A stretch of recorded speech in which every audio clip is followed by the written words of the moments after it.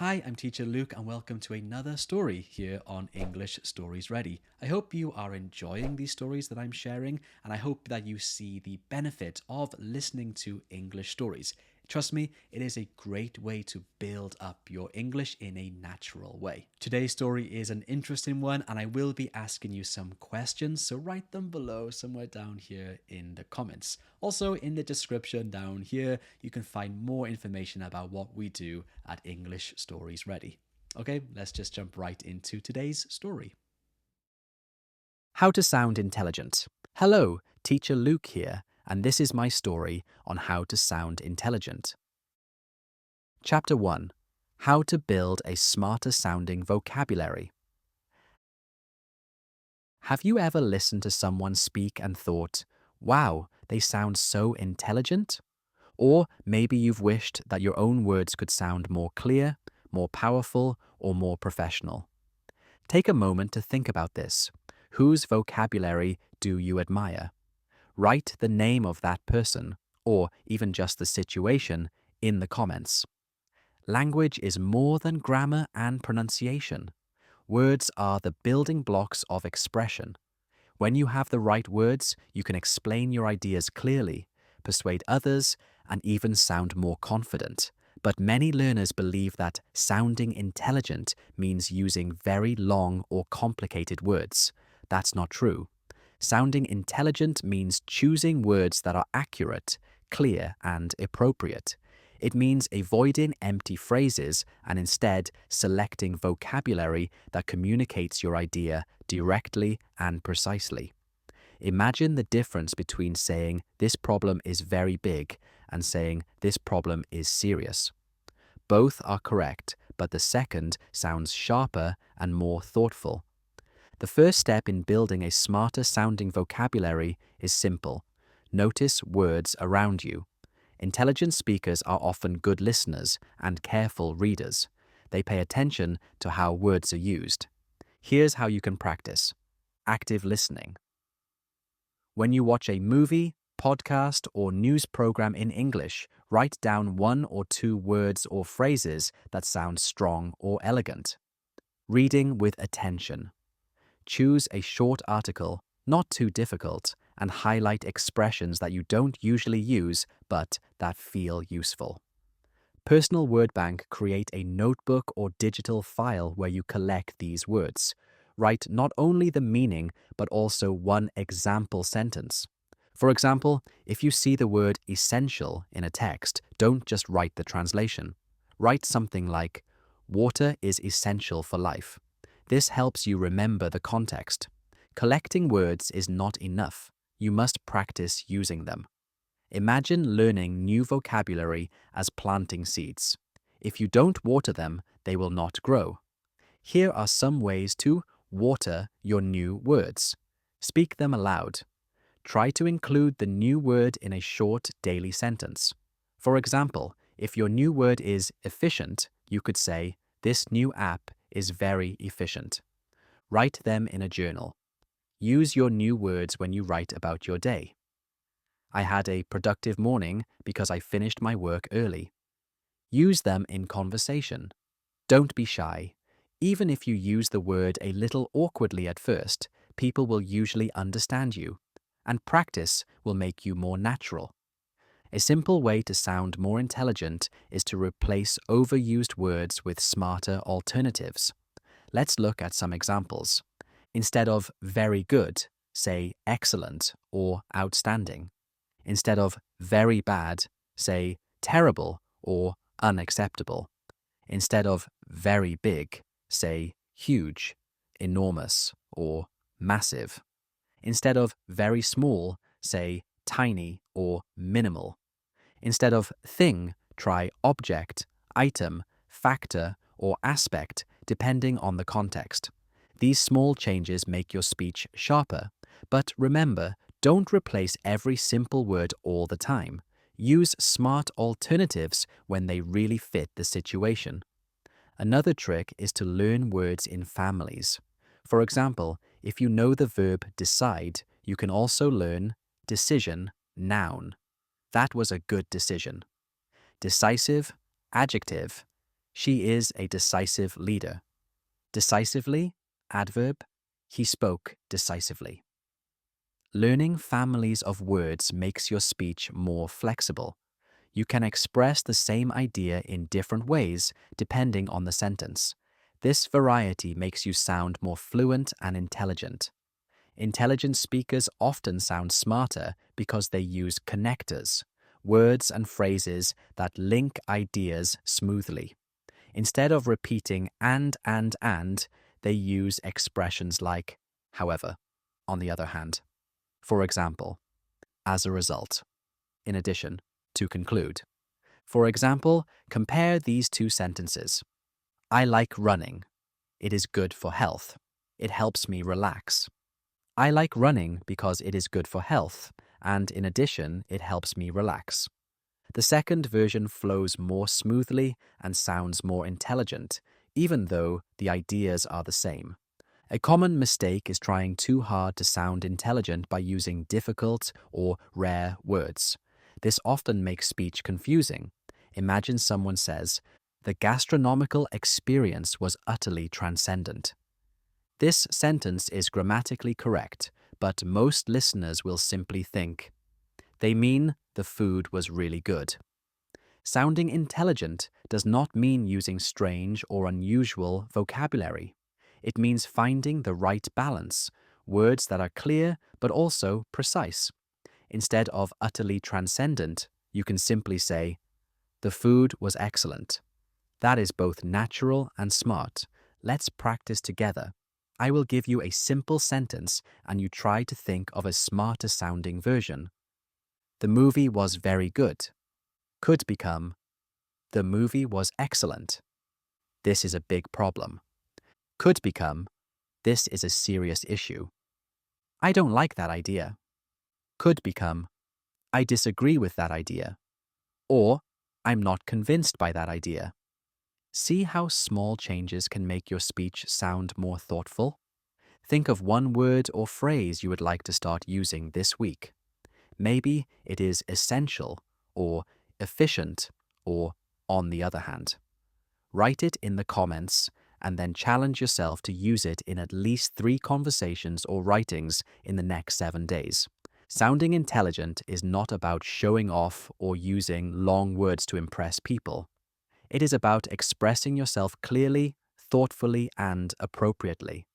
When your vocabulary matches your ideas, people listen more carefully. So, start small. Collect one new word today. Practice it. Use it. Then add another tomorrow. Over time, your vocabulary will grow, and so will your confidence. Remember, every intelligent speaker was once a beginner who decided to learn step by step. Chapter 2. Know your audience. Have you ever spoken to someone and realized they didn't understand you? Or maybe you told a story to friends and they laughed, but when you told the same story to your teacher, the reaction was completely different. Think about a time when your message worked well, or not so well, because of the people listening. Write your memory in the comments before we continue. When you speak, your words do not live alone. They live in the ears and minds of the people who hear them. The way you talk to your best friend is different from the way you talk to your boss, your teacher, or even a child. This is what we mean by knowing your audience, understanding who is listening, what they expect, and how best to connect with them. Knowing your audience is not about being fake. It is about respect, clarity, and effectiveness. If you want to sound intelligent, your message must not only be correct, but also appropriate for the listener. Imagine you need to explain climate change. If you are talking to a group of young children, you might say, "The world is getting hotter because people use too much energy. The ice is melting, and animals like polar bears are losing their homes." If you are talking to university students, you could say, "Climate change is a result of increased greenhouse gas emissions, which cause global temperatures to rise and ecosystems to become unstable." The idea is the same, but the language is different. Why? Because the audience is different. Before you speak, ask yourself three simple questions. Who is my audience? Are they friends, classmates, colleagues, strangers, or professionals? What do they already know? Do they have background knowledge, or do you need to explain from the beginning? What do they expect from me? Do they want information, entertainment, advice, or inspiration? These three questions guide your choice of words, tone, and structure. A story, Luis the engineer. Luis, an engineer from Mexico, once gave a presentation at his company. He explained a new machine using very technical vocabulary. His colleagues understood, but when he gave the same presentation to clients, they looked confused. Later, his manager gave him feedback. Your explanation is correct, but the clients don't know these technical terms. You must use simpler words and more examples. The next time, Luis said, "This machine works like a human heart. It pumps materials the way a heart pumps blood. That's why it's so efficient," the clients immediately understood. Luis learned that knowing your audience is not about lowering your intelligence. It's about adjusting your language so everyone can follow your message. Vocabulary is one of the strongest tools for adapting to an audience. Ask yourself, do they prefer simple words or technical terms? Should I use formal or informal expressions? Will idioms or jokes be understood, or will they cause confusion? For example, with friends. That party was awesome. With colleagues, the event was very enjoyable. In a formal report, the event was highly successful. Same meaning, different tone. Tone is not only about words, but also about style. Do you sound friendly, professional, respectful, or casual? When speaking to close friends, your tone can be relaxed, full of jokes and slang. When speaking to a teacher or at work, your tone should be more polite and structured. When speaking in public, your tone may need to be energetic and inspiring. Think of tone like music. You don't play loud rock music in a quiet library, and you don't play soft piano at a big celebration. The music of your voice should match the situation. Examples make ideas clear, but the right example depends on the audience. Imagine you want to explain the idea of teamwork to children. Teamwork is like when you and your friends build a sandcastle together. To business people, teamwork is like different departments working together on a project. To sports fans, teamwork is like players passing the ball to win the game. Each example is simple, but the picture changes to match the listener's world. Fatima, a student from Morocco, was asked to give a short speech at her cousin's wedding. She prepared something very formal, full of big words and long sentences. When she gave the speech, people clapped politely, but the mood felt cold. Later, her cousin said, "That was beautiful, but maybe too serious." At weddings, people want something warm and personal. Fatima realized she had not thought about the audience. The next time she gave a family speech, she told a short, funny story about her childhood with her cousin. This time, everyone laughed and felt touched. She learned that knowing your audience also means understanding their emotions and the atmosphere of the situation.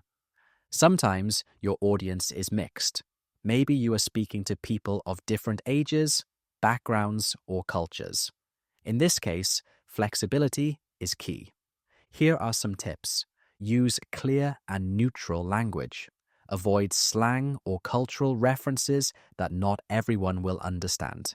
Check reactions. Look at faces. Do they look confused? If yes, slow down or explain again. Ask questions. Involve the audience. Say, "Does that make sense?" Or, "Have you ever experienced this?" Have a backup example. If your first example doesn't work, share another one. Good speakers are not only good talkers, they are good adjusters. Remember, audience is not only about speaking, but also about writing. When writing an email to a friend, you might say, "Hey, want to meet up tomorrow?" When writing to a professor, you would write, "Dear Professor, I hope you are well. I would like to ask if you are available to meet tomorrow." Both are polite, but one is informal and the other is formal. In exams, essays, or job applications, always imagine who will read this, what style do they expect. Many learners make mistakes when they forget about the audience. Let's look at a few too formal with friends. Saying, "I would like to inquire about your plans this evening." Your friends will laugh. Too informal at work. Saying, "Yo, boss, what's up?" Your boss may think you are disrespectful. Too technical for beginners. Using difficult vocabulary when the audience is new to the subject. Too simple for experts. Using only basic words when your audience expects deeper analysis. The solution is awareness. Before you speak, quickly ask, who are they and what do they expect from me? Let's practice.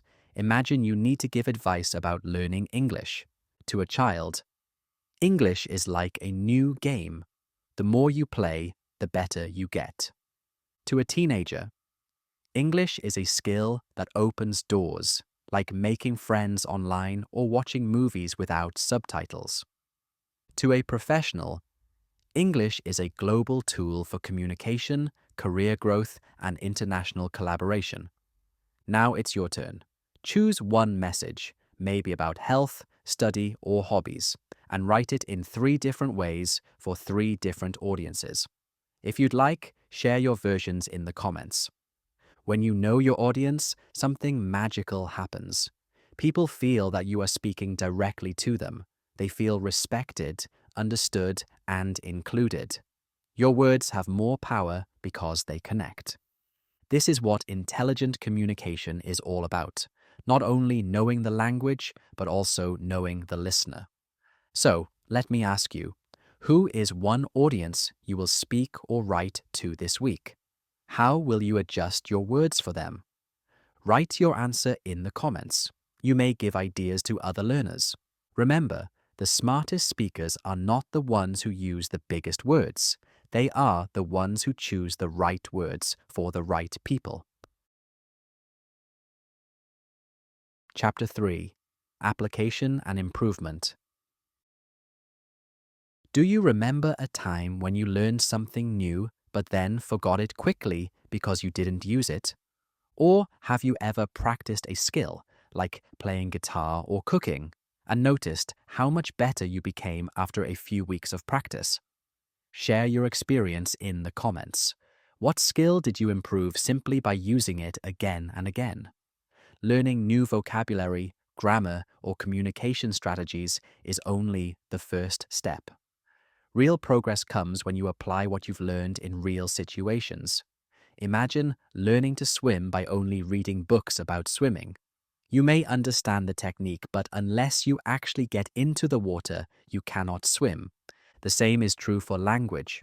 To improve, you must use your English actively by speaking, writing, listening, and reading in real contexts. Think of learning as a cycle with 3 steps. Learn, you collect new words, phrases, or skills. Apply, you use them in real life. Improve, you reflect, correct mistakes, and try again. This cycle repeats again and again. Each time you go through it, your skill grows stronger. When you learn something new, don't wait too long to use it. The longer you wait, the more likely you are to forget.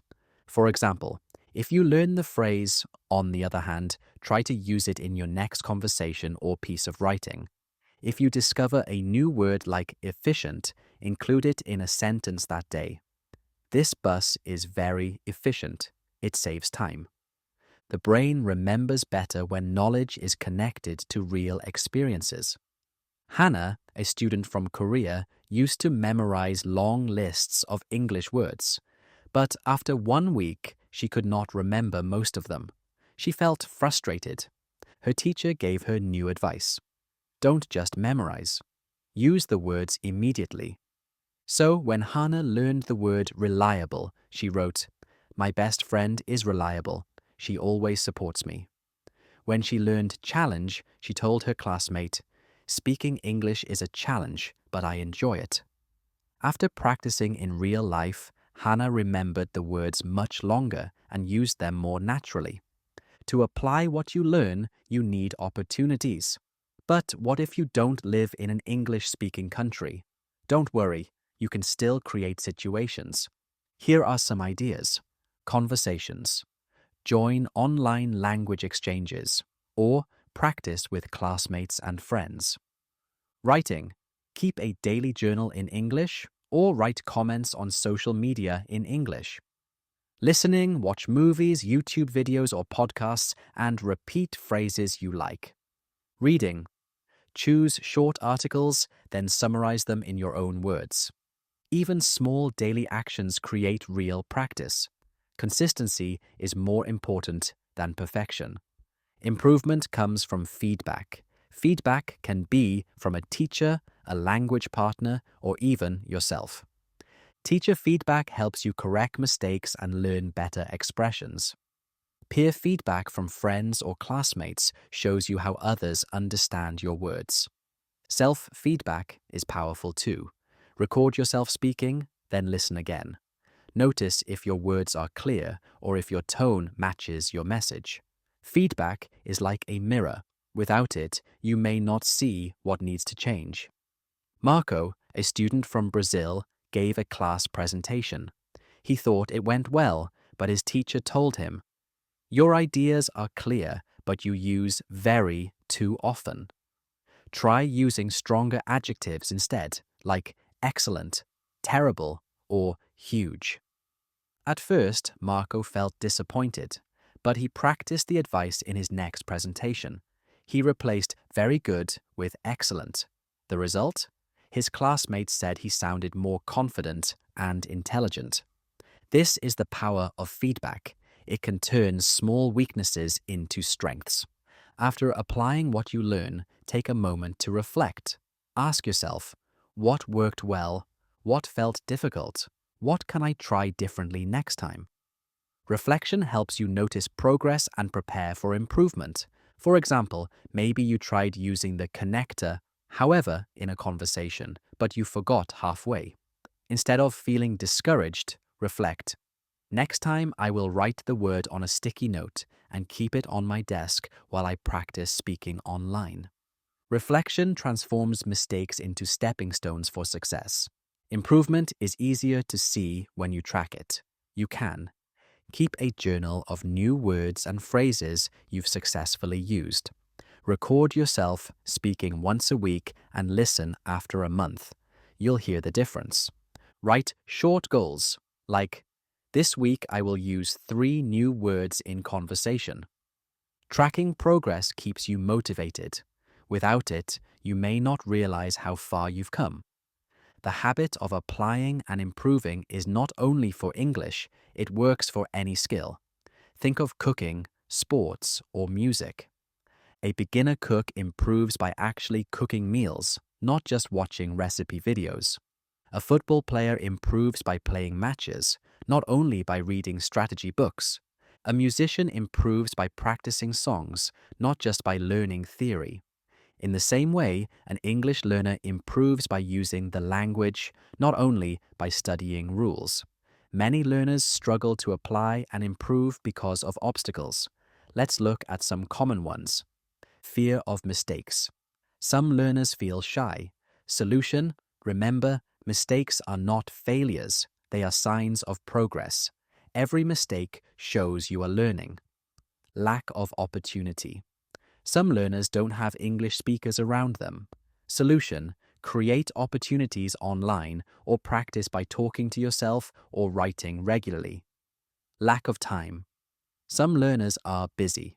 Solution: practice in small ways. 5 minutes of reading or 1 short journal entry each day is enough to grow. Overcoming these obstacles is part of the improvement process. Let's practice together.